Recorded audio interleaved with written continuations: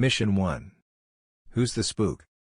Brill sat at the back of a small room with 7 sailors seated in front of him. An 8th man, their lieutenant, stood beside a projection screen at the head of the room. None of the men turned around to look at him, though they all shot appraising looks as they entered in quiet order and took their seats. "He's not a spook," said the lieutenant as he nodded at Brill.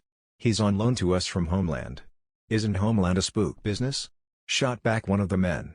He was the tallest in the group, with a buzzed haircut and piercing blue eyes. "You want to explain?" the lieutenant asked Brill. He shook his head no.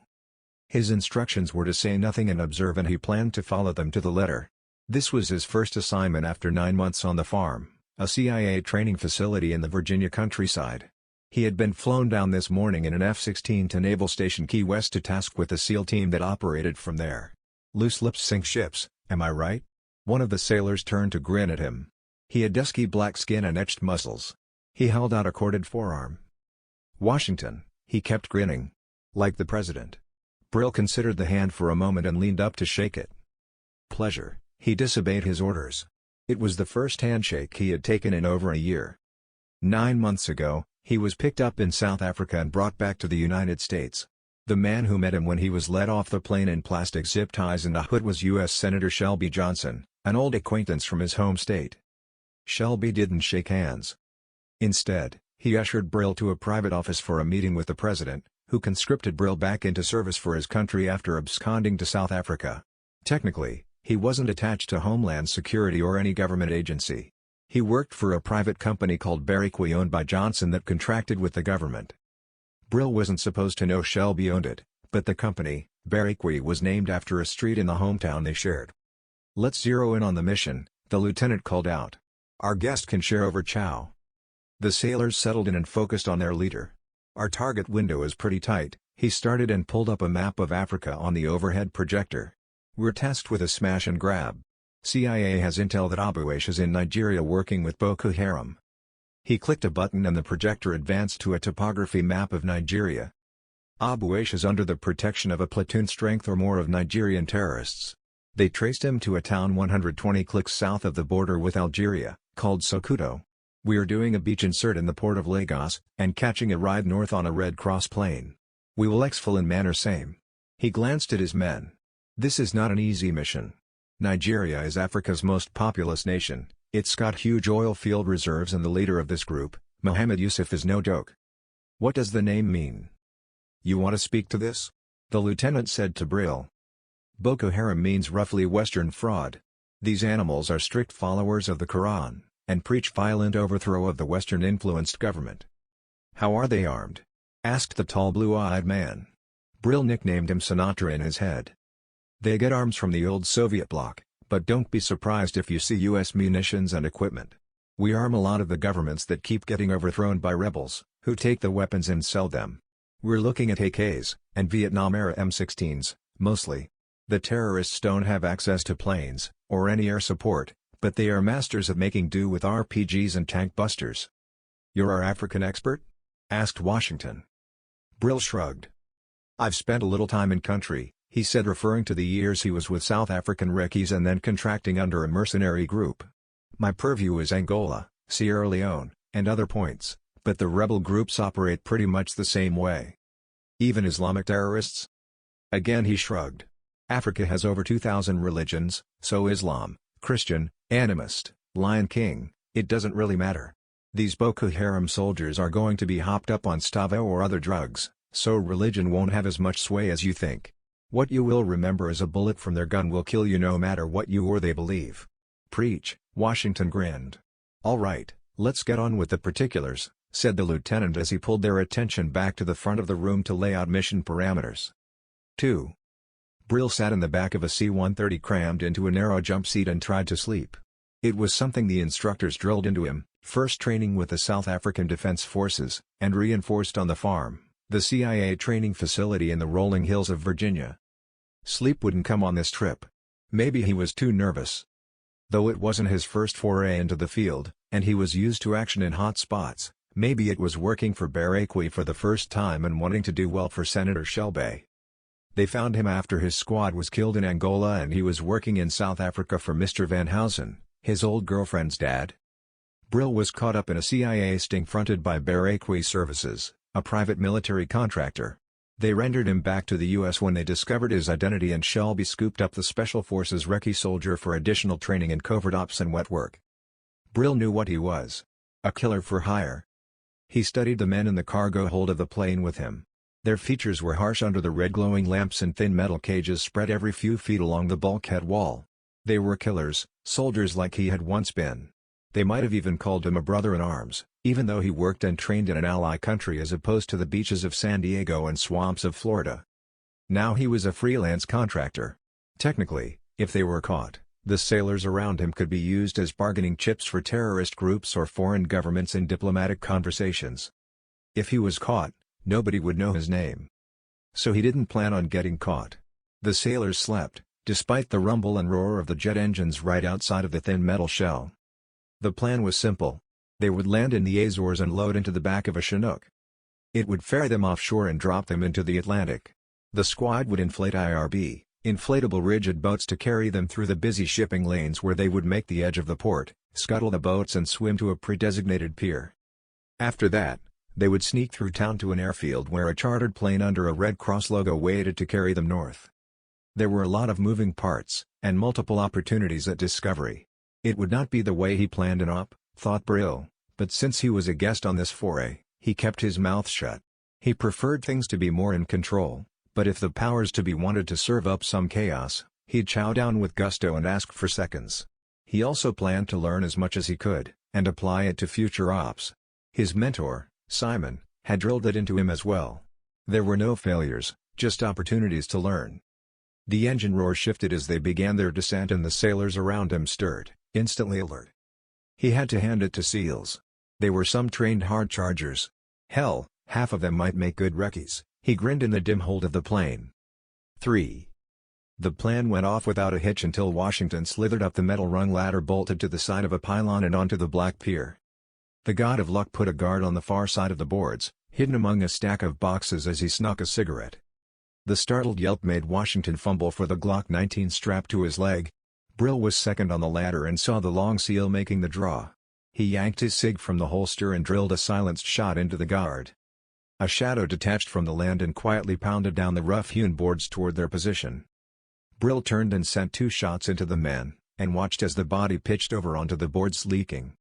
He studied the surroundings as the rest of the SEAL team slithered up and took positions. Washington moved in a running crouch toward the fallen body. "Damn it," he grunted. "That was our fixer." Brill snorted. "You told a fixer you're in full position?" "He had to meet us to move across town," Washington whispered back. Brill shook his head. It was common wisdom for operators in Africa to only trust a fixer you'd worked with twice or more.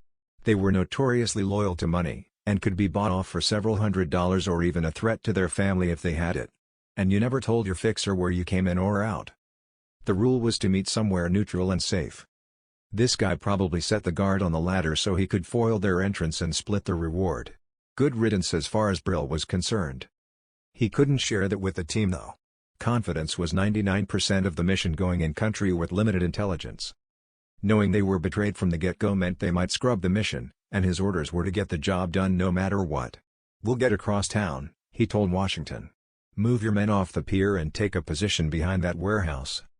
He pointed to a dark structure that loomed near a rickety wooden fence. "I'll be back in 10 minutes."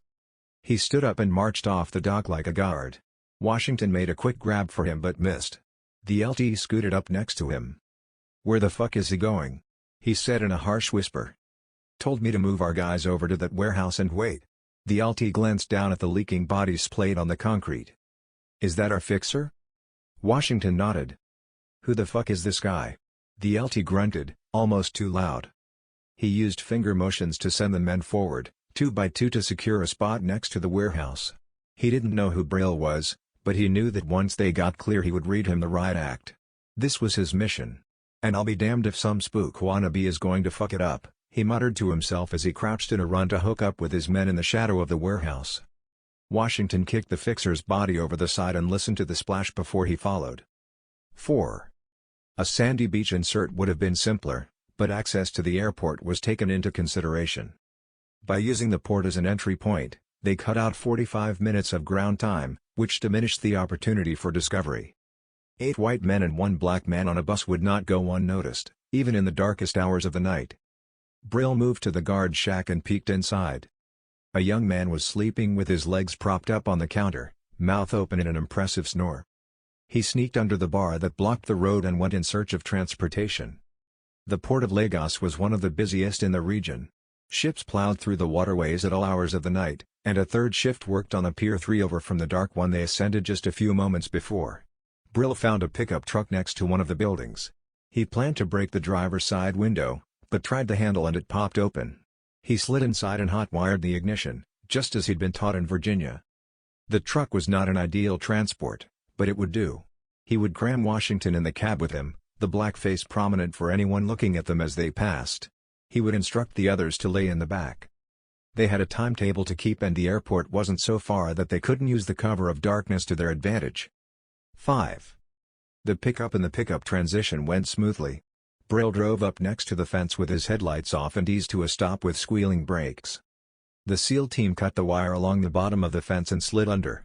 Washington climbed up front without being told and the LT scowled at Brill and snarled. But he jumped in the truck bed and hunkered down with his men. Brill followed Washington's instructions to the airport. The CO read off directions taped to a plastic insert on his BDUs that led them to an unguarded back entrance. When Brill slowed to a stop, one of the men in back hopped out and forced open the gate with the same pair of bolt cutters he used back at the pier. Brill wheeled the truck to the side of a hangar and they abandoned it to meet the small Otter twin engine with the Red Cross logo painted on each wing that waited for them. 6. When most people think of Africa, the first thing that comes to mind is jungle.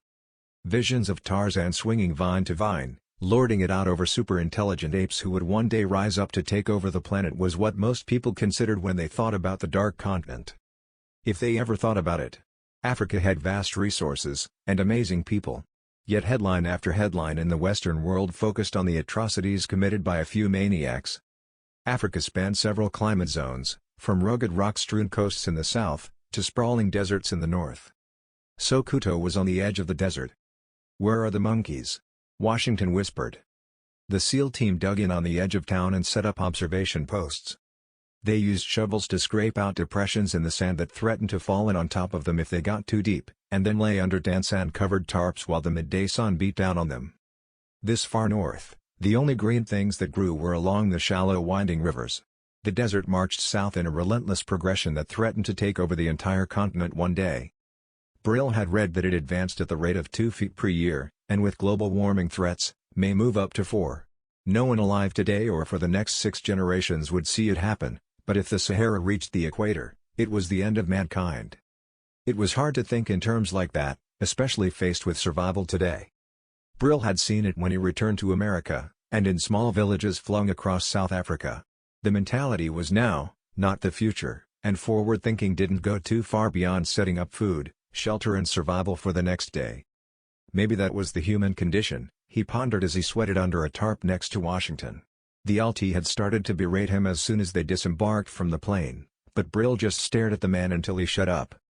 Washington had watched it happen, and wondered if maybe the spook was going to kill his LT, which would cause all sorts of problems for his team, not the least of which was they would have to kill Brill. Or try. One look at his eyes made him wonder if the man didn't already have a plan to kill them all. A Marine told him that once. Have a handshake, a smile and a plan to kill everyone in the room. He grinned, but it was sick gallows humor. Brill was no Marine, of that he was sure. But he did have military training, following the sink of the unit. He was something more though, and Washington shuddered for a moment. The memory of the man's dead shark eyes watching the LT as he tried to yell in a whisper. Washington dragged him away with an info request on how to deploy the unit for observation and heading off any potential disasters. LT assigned the spook man to his hole just to get even. "What do you see?" Brill asked from next to him. "I don't see a platoon of Nigerians," Washington whispered as he peered through the lens of a pair of binoculars. "Midday," said Brill.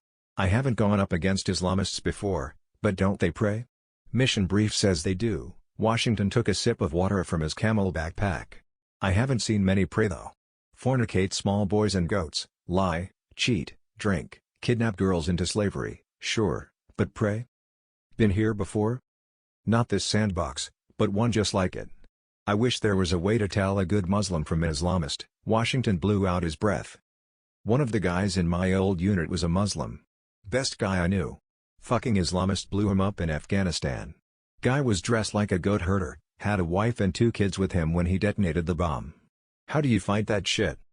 It was a question Brill couldn't answer and the CO didn't expect one. When the enemy dressed like civilians and hit among civilians, it made traditional warfare outmoded. Which is where Brill and guys like him came in. He wasn't part of the military command structure and could operate outside the boundaries of the Geneva Convention. His only role was to capture or to kill, with very little deviation from that mission.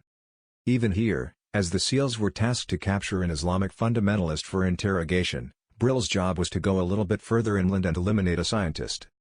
No questions, no intelligence, just a simple kill order. Something he was good at. 7. Dusk moved quickly in from the east. The sky shifted from pink to purple to black with a swiftness that took a little getting used to. There were no city lights to fight back the night sky, and the Milky Way stretched across the horizon in an explosion of a million stars. Brill took a moment to appreciate it. Most of his time had been under a jungle canopy, with the stars blotted out by plant life, or clouds or mist. The desert air was clear of all obstruction, except for dust particles that made the sunset a riot of colors to put a rainbow to shame, and now a sky full of stars that must have looked much the same 1,000 years ago when nomads wandered the sands. The LT called the squad together and outlined the plan. Their day of observation had yielded little more than a sleepy village with no sign of militia or military. They were going to go in at 3 a.m., that time of morning when the body is designed to hit REM. Abu Aish was reported to be in the university in the city.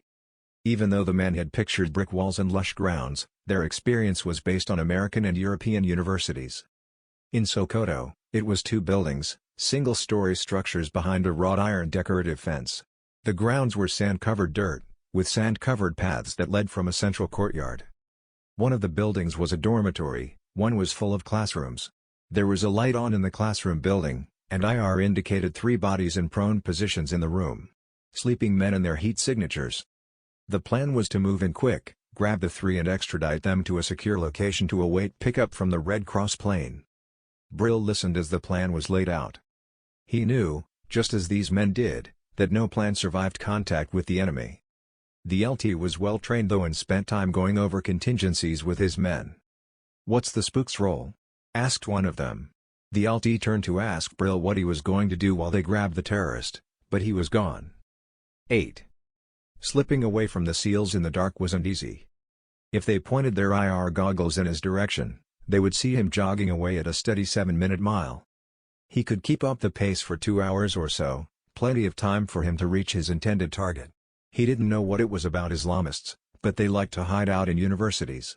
Abu Aish used the students as cover, perhaps, or maybe he was looking for idealistic educated youth to convert to his cause. No matter the reason while the SEAL team was taking him down at one location, Brill planned to be at a second university 15 miles north. "Your target is a Nigerian scientist," he was told. "The man is giving chemicals and biologicals to terrorists." They gave him the name, description, apartment number on campus, and routine. He memorized it also if he was caught. He wouldn't have intelligence on him. He didn't plan on getting caught. He settled into the run, the steady pace scrunching into the sand as he knocked out the miles under the desert night. He wouldn't have made it in the daytime. He was used to heat training. 3 or 4 sauna sessions per week helped not only with recovery, but with some physiological benefits he couldn't explain. Something to do with increased blood plasma density, which helped with recovery and oxygen delivery during exertion. Maybe he'd ask the scientist about it before he killed him. He grimaced a wolfish grin as he ran. Brill had no illusions about who he was. He was a killer. Ever since he was kidnapped in Africa and lost the love of his young life, he felt like a dead man walking, a ghost. Ghosts had nothing to fear, not even death, and so he delivered it with great efficiency. He found his way into the South African Defence Force and became a recce until his platoon was ambushed. It was sheer luck that saved his life, though he was counted among the dead. He walked out of the jungle and into a band of vagabond surfers, living the dirtbag life out of their vans, chasing waves and drinking beer. He spent months with them, learning to surf and meditate, adding yoga to his fitness mix and expanding his running resume. He also did some investigation into his platoon, and connections that wanted to keep something in the jungle secret. He was on the verge of discovering who orchestrated the ambush when he was rendered back to America to work for Barry Quay and Senator Shelby Johnson, who wanted to develop his special skill set as a weapon to be deployed against enemies, foreign and domestic, both corporate and government. If his scientist was supplying terrorists with biologicals and chemical weapons, why weren't the SEALs tasked with stopping him, Brill wondered. The 15 miles disappeared under his feet and he came to the edge of another small village. It was windswept and sand-blown, brown buildings baked to a dull sand-colored tone from years under the desert sun. Brill didn't need to dig in and observe. The scientist lived on the third floor of an apartment building in the middle of a jam-packed residential street. There was no crowd now, but it seemed that all the residents lived in three-story structures jammed side by side overlooking the narrow byway. As Brill moved along the street, he saw why. There was a well in the middle of a courtyard between two buildings, probably the only source of water for miles around. He walked up to the well and filled the bladder in his backpack, dropped into iodine tablets to kill off most of the parasites. He would be going back under the morning sun, which would increase his sweat rate. Already he could tell he was getting low, so he sucked down the bladder full of water and refilled it again. Dehydration was one of those things most people didn't talk about, but marketers in America had everyone convinced it was epidemic. 99% of the people were never going to have a problem, but Brill learned that the jungle sucked the moisture right out of you. The desert was worse, even at night. The brain was surrounded by a sac of fluid, which shrank when the body was low on water. It could impact thinking and critical motor skills at the wrong moment. Better to keep hydrated when he had the chance. The scientist was on the third floor of the middle building. It was a secure location, and it made getting to him difficult. Not impossible, but Brill liked to play the odds, which were never in his favor. In a street this crowded, the odds were against him that he would run into someone. In a crowded building, the apartment would have residents on either side, and even though advance intel told him the scientist lived alone, Brill knew that it was 50/50 he had someone in the studio with him. The odds were always 50/50. Either he would run across someone on his way up or he wouldn't. Either the neighbors would be fighting insomnia and hear him work, or they wouldn't. Either scientist was by himself or he was with someone. It was always a coin toss, and every coin toss, no matter how many times you flipped it, had an equal chance of coming up head or tails. Since he knew the odds, he marched over to the building with the same confidence he displayed on the pier. No one hardly ever bothered a confident man. They just assumed he knew what he was doing. The door to the stairwell was locked with a simple latch. He flicked open a 6-inch lock blade and shimmied the bar open. The door hinges squeaked as he slid it in. Brill pulled the silenced pistol he carried from the pouch at his back and took to the stairs. He used the edge of the wood to minimize creaking, but the age, the drywood and rusty nails conspired against him. He didn't want to sound like a man sneaking up the stairs, so instead he trudged in his best imitation of someone coming home after a long hard day. Not too noisy, but not overtly trying to hide the noise either. He hit the 50% chance of no one in the stairwell, and no one on the third-floor landing. So far, so good. The apartment was the door in the middle. He could knock, but that would attract too much attention. Brill studied the doorknob. It was a simple brass knob with a skeleton key lock. He gripped the knob in one hand and lifted gently, sliding the lock blade between the frame and door, then sawing down softly. He felt the blade catch on the latch and maneuvered it in slowly, shoving it into the door. If the scientist used a deadbolt or chain, he would have to think of something else. But the simple door lock was all he used. He passed part of the neighborhoods and said a silent wish to the universe that the man was alone. He was. He slept on a small twin mattress in the corner, an oscillating fan blowing warm air over his naked body. He was thin, and soft-looking, with a scraggly beard and graying hair. The man didn't look like much of a threat, except between the ears where it mattered. He was a chemist par excellence, with dual doctorates in chemistry and biology. A potent combination. If the guy wasn't an Islamic terrorist, he could have put his big brain to work solving everyday problems that faced his people. The hunger and fear of food shortages could be solved with the creation of drought-resistant crops. The safety everyone desired for their family and loved ones could be introduced through better living conditions. Brill knew that most advances in civilization came at the behest of a corporate entity working on increasing profit, so the common good wasn't always at the forefront of every development. Still, Arab history was peppered with genius, lost to fanaticism and fear across the ages as 1,000 years of misguided shamans and imams led a righteous people backwards in time.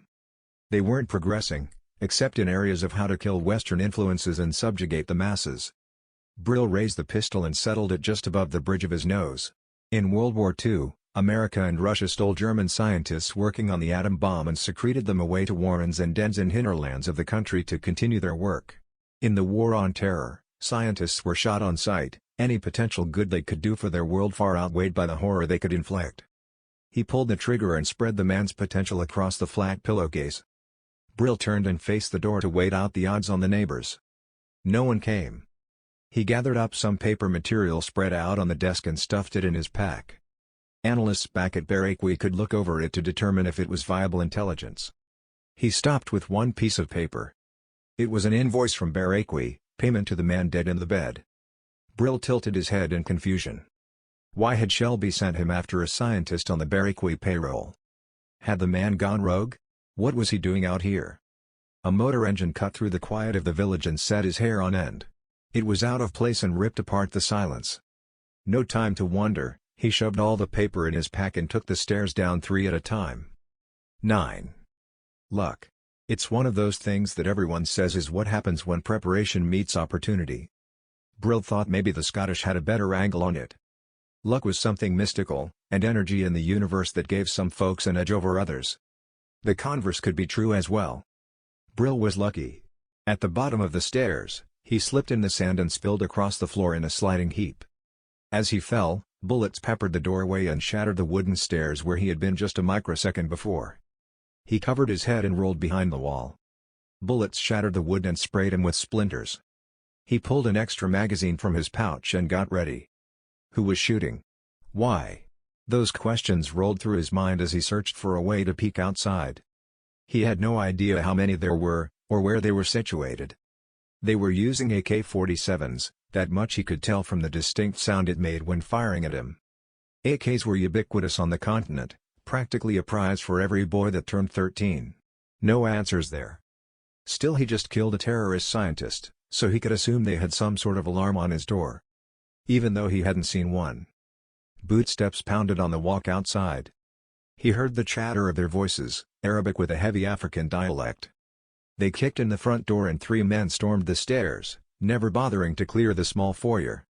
Brill lifted his pistol and sent 3 shots into the back of their heads.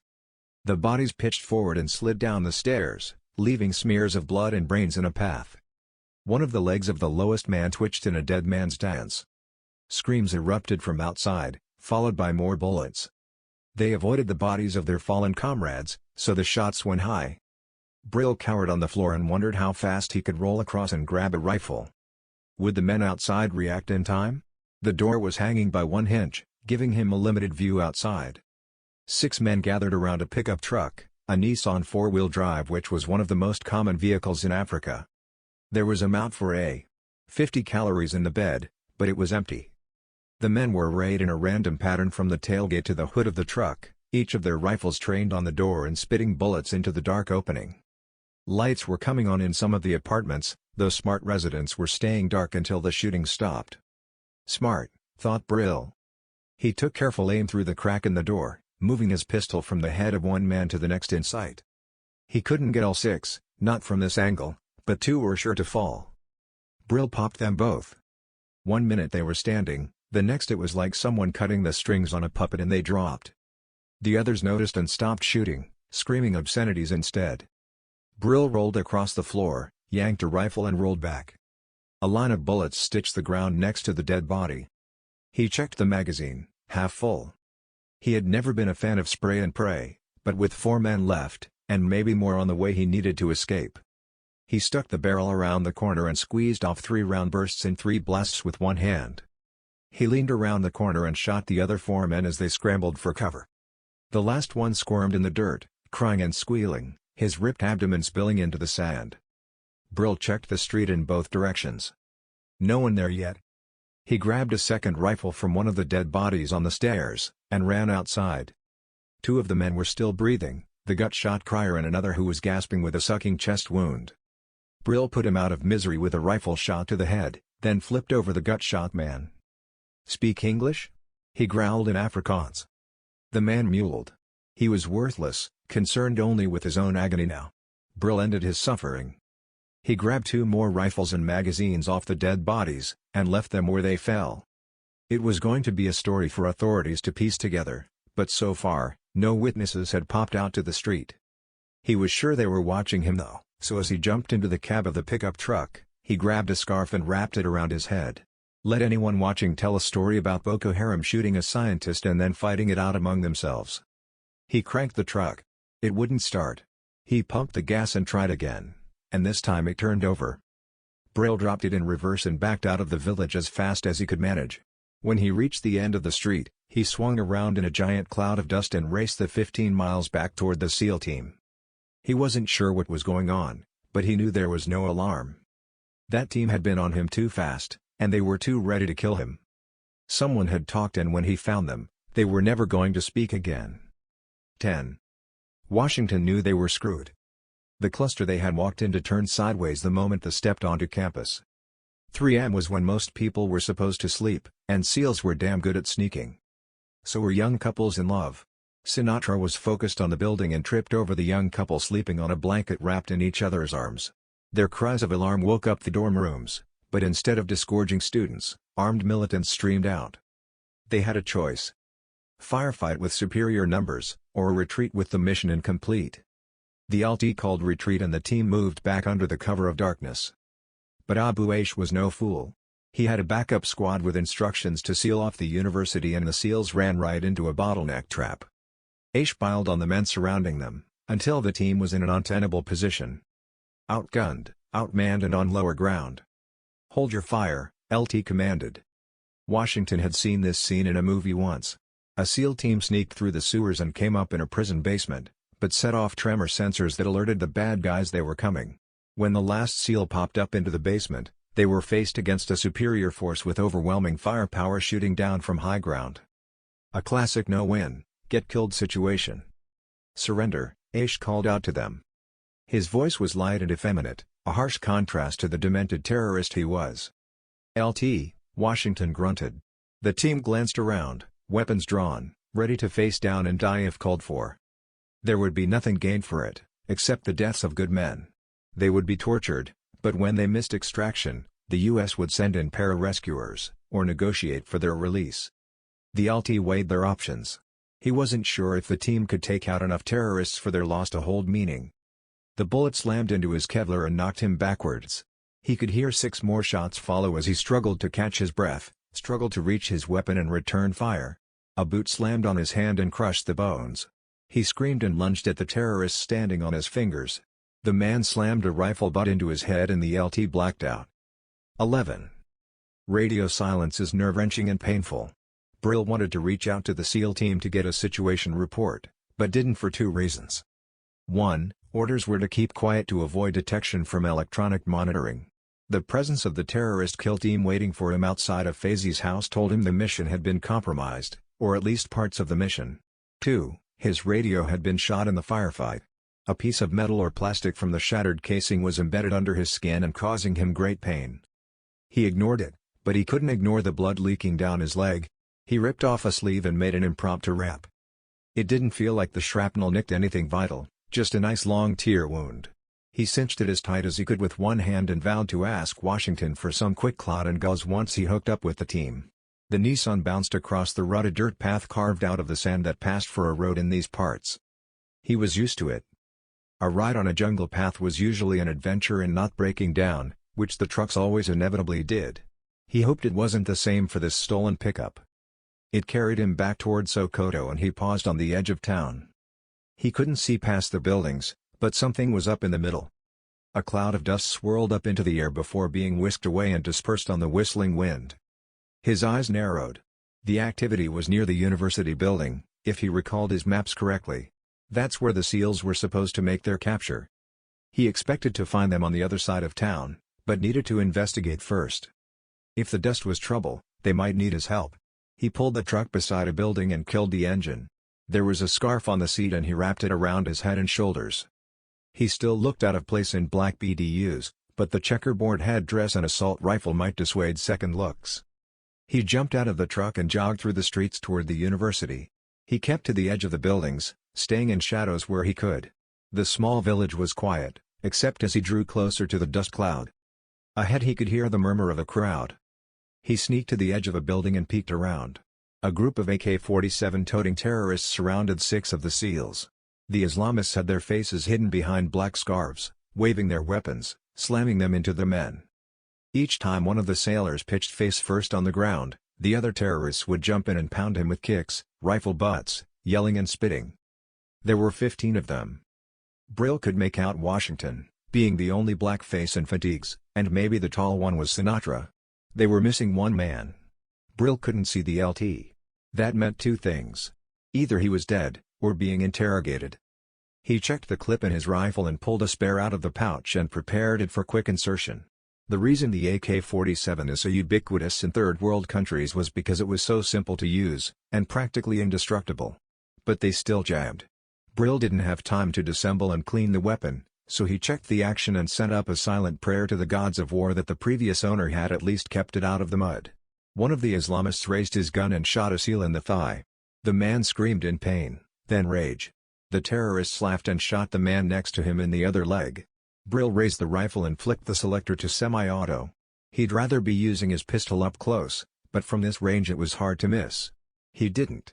The terrorist shifted his rifle toward the next SEAL and dropped to the ground. A second glanced over at him and made a questioning noise. A hole opened up in his forehead and he pitched over backwards. The crowd noticed something was wrong and the murmurs took on a new pitch, higher, more fervent. Brill moved the sights along the group and aimed for headshots. He couldn't risk center mass because they might fire into the SEALs and ruin his rescue operation. He dropped 3 more before they began returning fire. Bullets jackhammered into the wall above his head. He dropped to one knee, sighted around the corner and sent 2 more to their death. The SEALs went horizontal to give him a clean field of fire. Damn, their training was good, he thought. Too bad he couldn't say the same for the crowd. They scattered like sheep, screaming and shouting as they tried to escape, but hysteria made them move in concert, shoving and pushing the weaker out of the way. They also blocked the field so Brill couldn't just lay down a line of fire. He needed to make something happen and fast. One of the Islamists would start grabbing hostages, either villagers or a SEAL, and he didn't want that to happen. It did. 2 of them grabbed Washington and cowered behind him as they stumbled toward a building on the far side of the university courtyard. Brill couldn't get a clear shot, not without exposing himself around the corner, and the remaining 8 were emptying their rifles into the wall he hid behind. Until they ran dry. Rule number 1 of a firefight. Always have more bullets than your enemy. Brill listened as the fire rate trickled to dry clicks. An AK can empty a clip at full auto in 4 seconds. Brill still had 16 bullets plus the magazine in his pocket. There were only 8 terrorists in the courtyard, plus the 2 almost behind Washington. He leaned around the corner and sent a bullet into the 8 as fast as he could pull the trigger. Washington dragged his feet, making it hard for the men to haul him backwards. They dropped him and ran for the corner. Brill put a bullet in each of their backs. He rounded the corner and pushed past the last of the fleeing crowd. The 2 wannabe kidnappers were scrabbling in the dirt for their weapons. He took careful aim at the back of their heads, and then they didn't move at all. Brill slung the rifle and gave Washington a hand up. He pulled the lock blade out and cut the twine binding his wrists. "We've got to move." 12. "Where's your LT?" he asked. Washington turned Sinatra over and checked him for wounds. The terrorists had shot into his Kevlar and left him with broken ribs and wheezing. He listened to his breathing, but the lung didn't make a sucking sound, which indicated a punctured lung. Still, it was going to hurt to move him, and there was still the chance one of the ribs could penetrate the delicate tissue. "They took him," Washington said to Brill. Aish and 3 others took a truck in that direction. He pointed to the west. "How long? An hour? Maybe 2. It was tough to keep time. All of the men were battered and beaten. If they were captured during the raid, that meant they were tortured for 4 hours. They were still good for a fight, but not for a rescue mission." "Who takes command?" Brill asked. "I will follow orders," Washington huffed under the weight of Sinatra. "In the absence of orders, I will assume leadership until such a time as the mission is complete or I am relieved of command by a superior officer." Goddamn, he loved SEALs. They were just like recce's. "Get these men to the airfield." "I left a truck 4 blocks over there by the edge of the city," Brill ordered. "I'm going to get the lieutenant." "How long should we wait?" "Until I get there." "I mean, what if you don't come back, man?" "I'm coming back. Don't leave without us." Washington gave him the once-over. "At least let me come with you." "Your squad is down by half," said Brill as he checked the load in his magazine. "You have wounded to tend, and a hostile force around our position. You're one man going into the shit by yourself." "I am the shit," Brill gave him a half-smile. "Yeah," Washington grinned back. "You're full of it at least." He held out a hand. After a moment, Brill gripped it and shook. "Give me an hour, 90 minutes. I'll bring your lieutenant back. We'll be waiting." 13. They went that away is a pretty fair description when there's a posse chasing after the bad guys, but general directions weren't so great when one man was searching for another in the desert. Still, Brill kept his head as he ran in the direction Washington had indicated. The hard-packed roads were windswept almost nightly by the constant wind out of the desert, not only spreading sand across the clay, but also erasing all tire marks or hoof prints from the previous day's transportation. The road was bare. No tracks, no traces of movement in the sand drifts, just the ever-present encroachment of this attempt at civilization on the edge of wild spaces. Brill circled back toward the village and watched the buildings. The structures on this side of town were mostly houses, small adobe constructions that looked like they could have been lifted from the Middle Ages and baked under the burning sun. Aish and his men may have carried the LT into one of them for a more thorough interrogation, or to hold for ransom in exchange for releasing terrorist prisoners. But Brill doubted it. Not the reason for the kidnapping and separation. No, they would try to use the LT as a bargaining chip, just as they probably planned to televise the beheadings of half the SEAL team. He doubted they would take their prisoner into a home. A building on the corner of one street looked like a warehouse. Playing the odds again, it was 50-50 the LT was sequestered there. But the building felt right. It was away from the homes by the space of a house or two, set off by itself. People would hear the screams from torture, but it could be easy enough to ignore, softened by the wind. Brill skulked toward it in the shadows of other buildings. He didn't have much time. Someone might have reported the rescue of the team to Aish, or he may have heard the bullets. If he was a vengeful man, the LT might not have much time, and Brill knew most Islamists were very vengeful, even if they were miseducated, misinformed and generally bad people. And he hated bad men. He reached the side of the building and leaned against the wall to catch his breath. He could hear them inside. Men shouting, yelling in Arabic. The sounds of fists hitting a body hard. He felt a tightening in his stomach. Torture brought it out in him. He could feel memories of the time he was kidnapped and tortured by Angolan rebels well up at the back of his mind and fought them down. He did a quick set of box breaths, 3 count in, hold for 3, 3 count out, hold for 3. He only needed to do it twice and the training kicked back in. The Zen state constant meditation had produced gave him a sense of clarity. There was a man behind that wall who needed his help. There were an unknown number of enemy, as few as 4, or as high as a platoon surrounding that man. Brill had a job to do. Kill them all and save the man. He checked the load in his clip, slipped the final full magazine from his pouch to have it close at hand in the pocket and unstrapped his pistol. 14. There was a saying he had been taught by Simon during his short time with Executive Options in South Africa. The mercenary mentor drilled into his young protégé the words that repeated through his mind like a mantra. Move fast. Strike first. Strike hard. He knew it worked because he had used the philosophy so effectively in the past. Maybe it was a maxim from the past. A gunfighter who keeps his head in a gunfight when the world around him is going to hell, is the one who walks away. He moved toward the door. It made sense. Most people aren't exposed to bullets and loud explosions. That's why recce training and other SOGs around the globe used it so extensively. Fire at people repeatedly until it becomes second nature, and they learn to control the response mechanism that dumped adrenaline in the system. Breathing helped. It's always good to breath. He twisted the doorknob slowly. It was unlocked. Brill lifted the rifle to his shoulder, raised a boot and eased the door open with his toe. Hey! Someone screamed in Arabic. Brill marched in and began shooting. He dropped 2 of the men before the other 2 recovered and began returning fire. Their first shots went wild, stitching a pattern on the wall behind him. Brill shot the one on the far left and swung right to hit the second. Too late. The man smiled as he pulled the trigger and Brill saw the flash of muzzle fire arc out and a bullet slammed into his shoulder. He fell back against the wall as the terrorist zeroed in on his head. The LT kicked Aish in the knee and bent it backwards with a loud snap.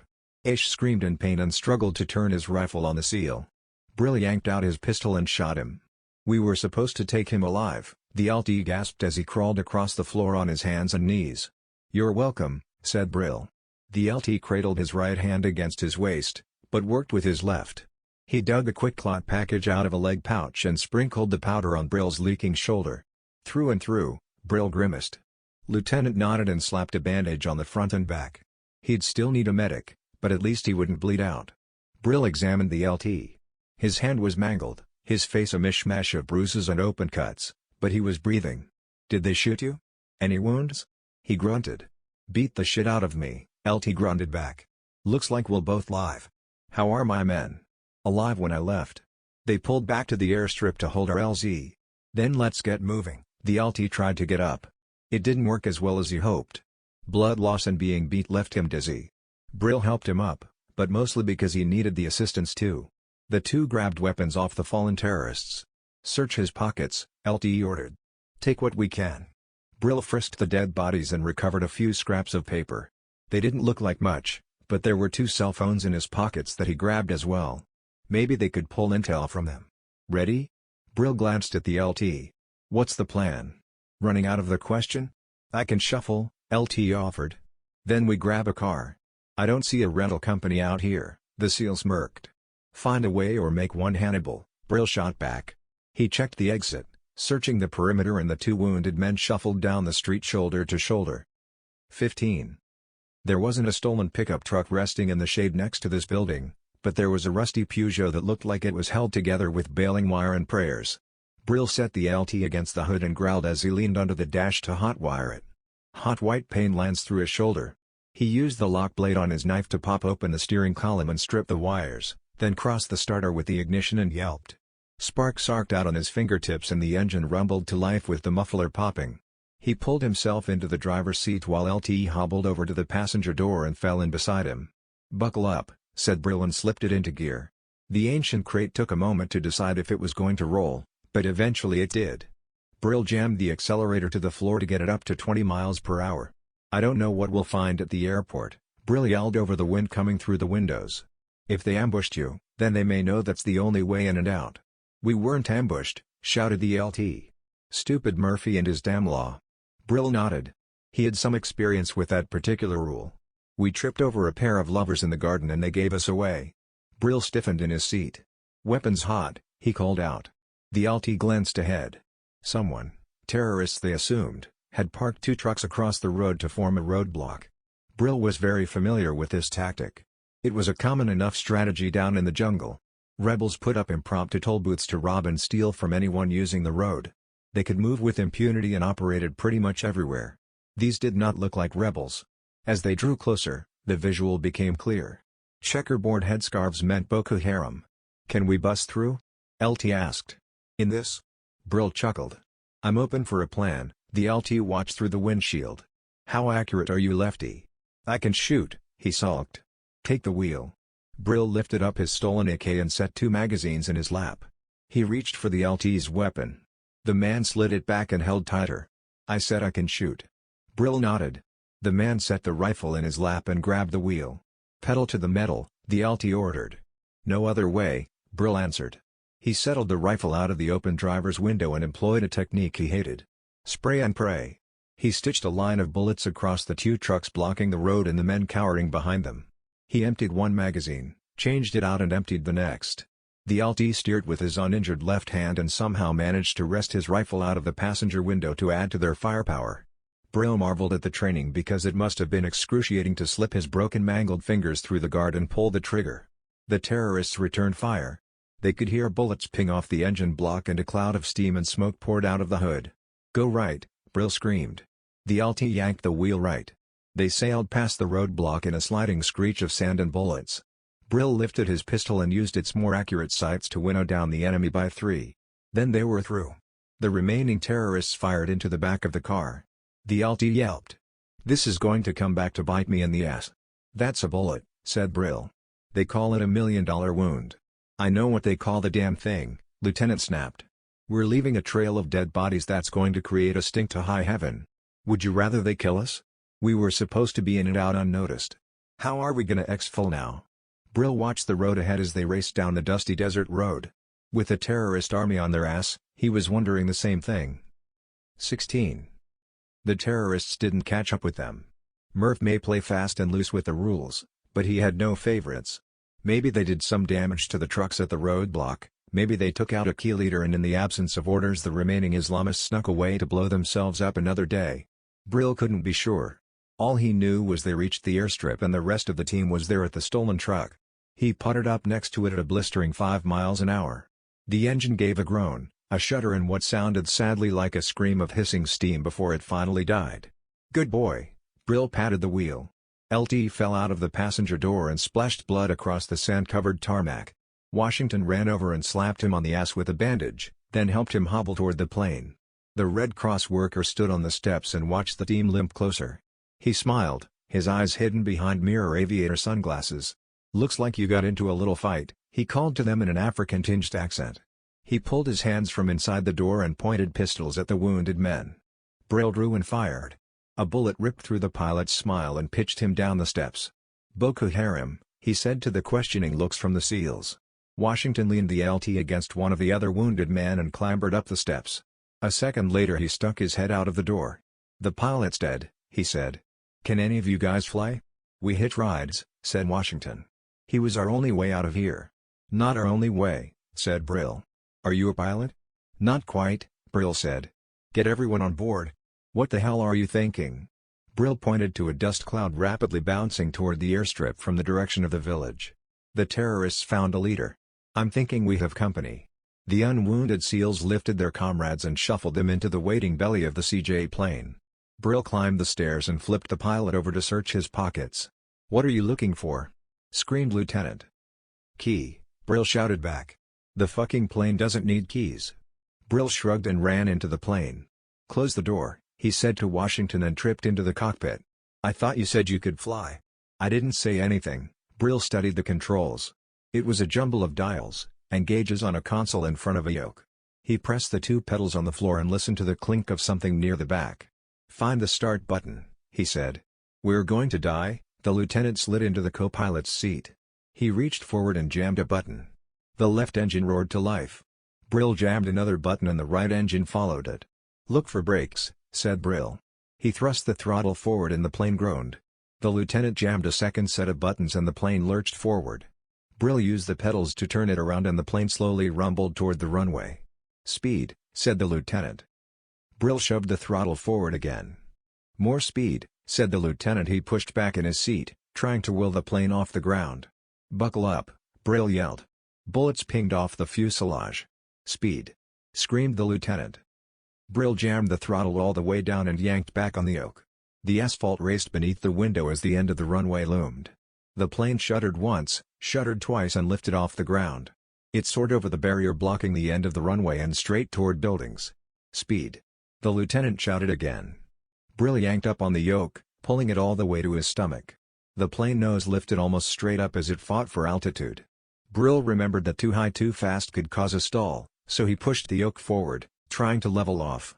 The Twin Otter bucked and rolled, but he finally got it under a semblance of control.